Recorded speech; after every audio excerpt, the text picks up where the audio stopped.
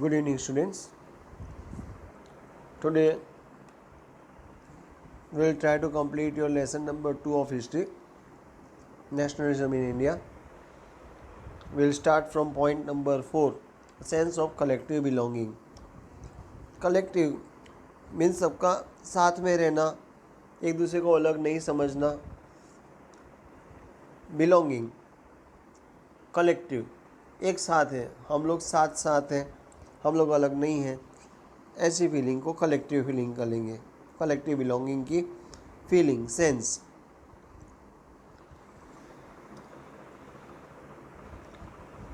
बाल Gangadhar Tilak and early 20th century print है.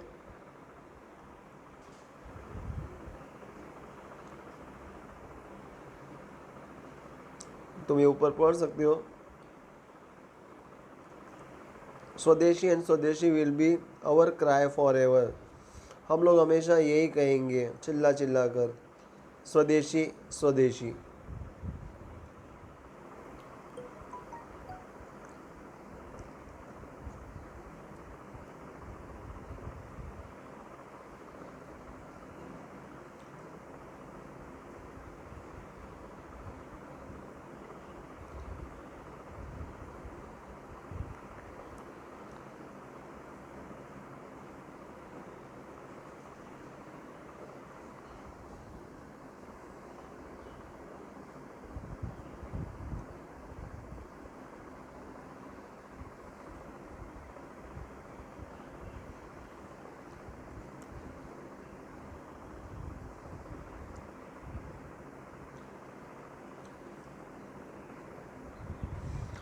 Nationalism spreads when people begin to believe that they are all part of the same nation.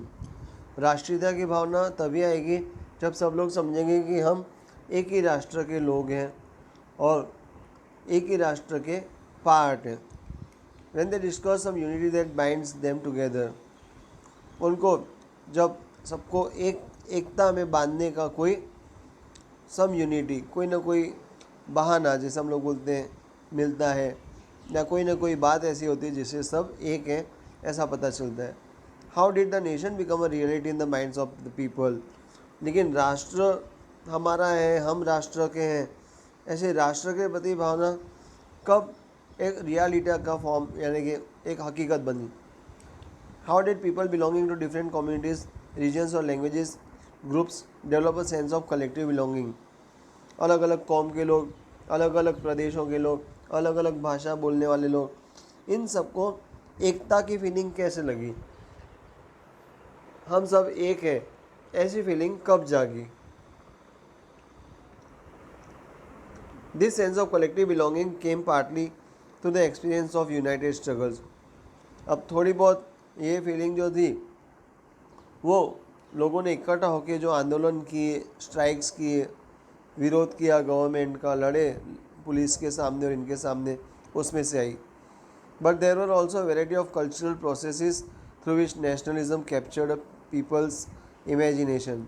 लेकिन सांस्कृतिक प्रक्रियाएं कुछ थी, कल्चरल बातें थी जिनके द्वारा लोगों के मन में ये एक नेशनलिज्म, राष्ट्रीयता की भावना जागी.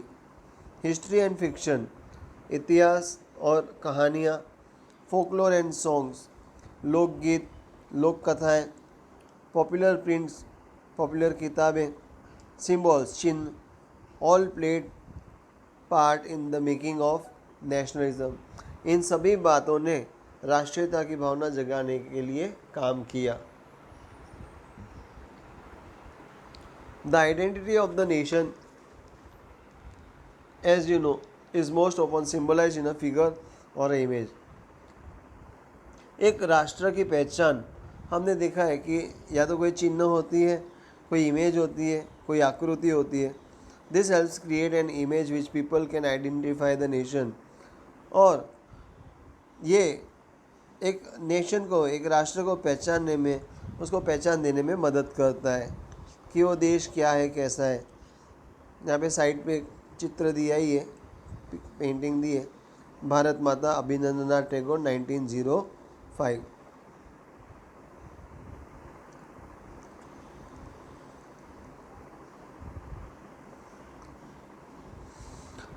It was in the 20th century with the growth of nationalism. 20वीं सदी में राष्ट्रीयता फैलने के कारण identity of India came to be usually associated with the image of Bharat Mata. तो भारत माता के चित्र के साथ राष्ट्रीयता, राष्ट्र के प्रति प्रेम हो तो भारत माता की पूजा करते थे। The image was first created by Bankim Chandra Chattopadhyay, और ये पहली इमेज जो बनी थी वो ये MCQ fill in the blank के लिए याद रख लेना है, ऑब्जेक्टिव के लिए, कि पहली भारत माता की पहली तस्वीर बंकिम चंद्र और चट्टोपाध्याय ने बनाई थी। In the 1870s he wrote Vande Mataram as a hymn to the motherland, और 1870 में वंदे मातरम जो हमारा नेशनल सॉन्ग है वो हिम का मतलब होता है राष्ट्र के प्रति गीत, राष्ट्रीय गीत, भक्ति गीत, ऐसा भारत माता के प्रति उसने बनाया Vande Mataram. Later it was included in his novel Anand Math, और बाद में उनकी नॉवल कथा आनंद मठ में उसको रखा गया। एंड वाइडली संग ड्यूरिंग द स्वदेशी मूवमेंट इन बंगाल, और बंगाल में स्वदेशी मूवमेंट थी तब सब लोग यही वंदे मातरम का गाना गाते थे। मूव्ड बाय द स्वदेशी मूवमेंट, अभिनंदन Tagore painted his famous image of Bharat माता।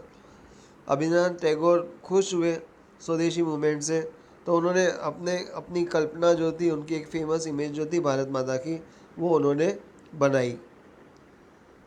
Figure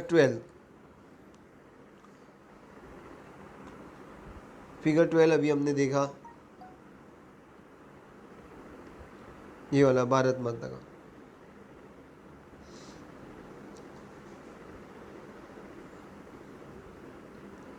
In this painting, Bharat Mata is portrayed as an ascetic figure. She is calm, composed, divine and spiritual. एक पवित्र आकृति है, ठंडा दिमाग, कंपोज, धैर्यवान, डिवाइन, दिव्य एंड स्पिरिचुअल, और आत्मा की शक्ति बढ़ाने वाली। In subsequent years the image of Bharat माता एक्वायर्ड मैनी डिफरेंट फॉर्म्स। अब तो अलग अलग तरीके की तस्वीर भारत माता की आने लगी। As it circulated in popular prints में वो सर्कुलेट होती थी। Was painted by different artist, अलग अलग आर्टिस्टों के द्वारा बनाई गई भारत माता की image. Devotion to this mother figure came to be seen as evidence of one's nationalism, और भारत माता की भक्ति, भारत माता के फ़ोटो की भक्ति जो करता था, वो एक प्रूफ देखा जाता था कि ये राष्ट्रीयता की भावना इसमें है या नहीं है। Ideas of nationalism also develop through a movement to revive Indian folklore, और नेशनलिज्म की जो आइडियाज़ थी वो फोकलोर यानी कि लोकगीत, लोक कथाएँ, उनके ऊपर भी डिपेंड, रिवाइव का मतलब जिंदा था। लेट 19th सेंचुरी की इंडिया में nationalist began recording folk tales sung by bards, and they toured villages to gather folk songs and legends।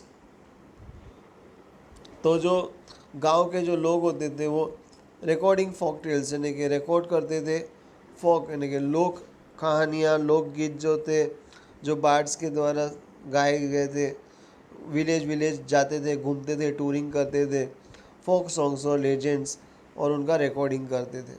This tells, ये कहानियाँ, दे बिलीव, वो ऐसा मानते थे, gave a true picture of traditional culture, हमारा जो पुरानी संस्कृति है उसकी पहचान है, वो उसकी झलक है। दैट इन बिन करप्टेड, जो अभी करप्ट है, भ्रष्ट है, and damage by outside forces, और बहुत हानि पहुंची है बाहर की ताकतों से। It was essential to preserve this folk tradition in order, और ये ज़रूरी था कि हमारी पुरानी संस्कृति को बचा के रखे। To one's national identity discover means फिर से खुद की पहचान बनाने के लिए, राष्ट्रीय पहचान के लिए ये सब ज़रूरी है। And restore a sense of pride in one's past, और अपने खुद के देश के भूतकाल पे गर्व करे, ऐसा कुछ होना चाहिए। इन बंगाल में Rabindranath Tagore himself began collecting ballads, nursery rhymes and myths. Bengal में तो रविंद्रनाथ खुद टैगोर इसमें जुट गए। बालार्ड्स यानी कि पोएम्स होती है, नर्सरी राइम्स से, माइथ्स थी, कहानियाँ थी पहले की, and led the movement for folk, और ये लोकगीत, लोक कहानियाँ की ये जो मूवमेंट चल रही है उसमें वो हिस्सा लेते हैं रिवाइवल और उनको जिंदा रखने के लिए।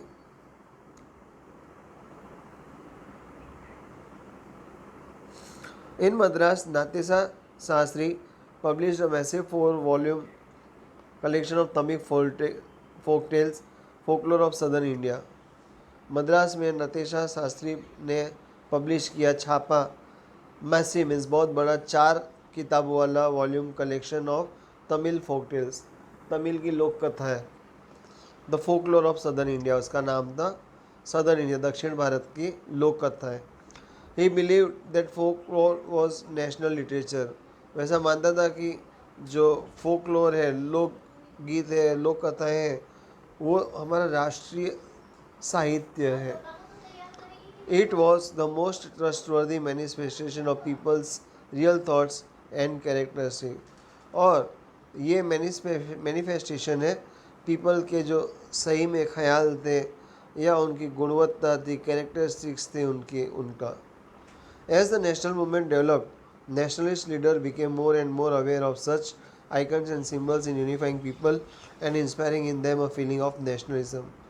जैसे जैसे नेशनल मूवमेंट डेवलप होता गया, उसका विकास होता गया, बढ़ती गई, जो नेशनलिस्ट लीडर्स थे हमारे, वो बहुत अवेयर हो गए, वो ध्यान रखने लगे उन सब आइकन्स का, उन सब सिंबल्स का, चिन्ह का, जिनसे लोग इकट्ठा होते थे, लोगों में एकता आ रही थी और राष्ट्रीयता की भावना जाग रही थी। ड्यूरिंग द स्वदेशी मूवमेंट इन बंगाल, और स्वदेशी मूवमेंट बंगाल में जब चल रही थी, और try colour flag red green and yellow, तो रेड ग्रीन और येलो कलर के try colour flag was design, उसकी एक डिज़ाइनिंग हुई। And 8 lotuses representing 8 provinces of British India, और ब्रिटिश इंडिया के 8 जो प्रोविंसेस थे वो 8 लोटस कमल के फूलों के द्वारा रिप्रेजेंटेड किए गए। It and A crescent moon, और अर्ध चंद्राकार जो होता है वो रिप्रेजेंटिंग हिंदूज एंड मुस्लिम्स, जिसमें हिंदू और मुस्लिम दोनों को रिप्रेजेंट करना है। By 1921 Gandhi ji had design the Swaraj flag, 1921 Gandhi ji ने स्वराज फ्लैग भी बनवा लिया। It was again a tricolour red green and white, लेकिन इनका रेड ग्रीन और वाइट कलर का तिरंगा था। Had a spinning wheel in the centre, और उसके ध्वज के बीच में चरखा था, spinning wheel, representing the Gandhian idea of self help. Gandhi ji के जो विचार थे, स्व मदद, यानी कि खुद को मदद करनी चाहिए, दूसरों को भी मदद करनी चाहिए, पर खुद से मदद करनी चाहिए, दूसरों से मदद नहीं लेनी चाहिए। Carrying the flag, holding it aloft during marches became a symbol of defiance, और झंडा उठा के चलना ऊपर की तरफ हवा में लहराता हुआ जब भी कोई आंदोलन होता था,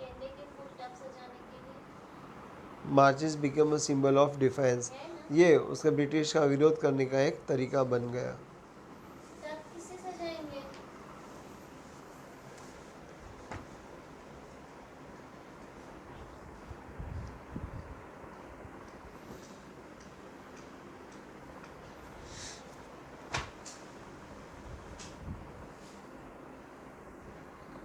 We will stop here today and continue in the next lecture.